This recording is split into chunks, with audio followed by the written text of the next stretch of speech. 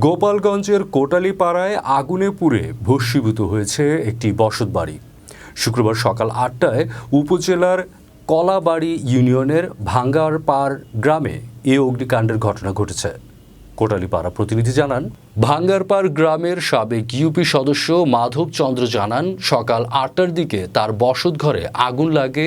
এ সময় ঘরে তারা কেউ ছিলেন না। আগুনের কুণ্ডলি দেখে চিৎকার দিলে এলাকাবাসী 4টি শ্যালো মেশিন নদীতে বসিয়ে আগুন নিয়ন্ত্রণে আনার চেষ্টা করেন। এ সময় খবর পেয়ে কোটালীপাড়া ফায়ার সার্ভিসের একটি টিম ঘটনাস্থলে পৌঁছে প্রায় 1.5 ঘন্টা চেষ্টা করে আগুন নিয়ন্ত্রণে আনে। ততক্ষণে 1.5 তলা বিশিষ্ট ওয়াল সেট ঘরটি আগুনে পুড়ে ভস্মীভূত হয়ে যায়।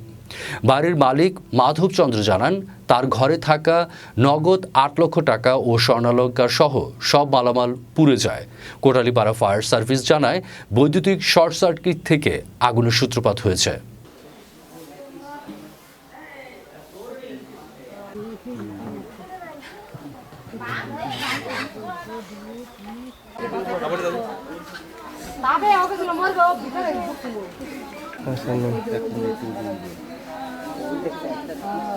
প্রেসিডেন্ট সেক্রেটারি প্রধানমন্ত্রীর পক্ষ থেকে তাদের এই শুকনা খাবার, চাল, ডাল এবং নিত্য প্রয়োজনীয় সামগ্রী, শাড়ি, লুঙ্গি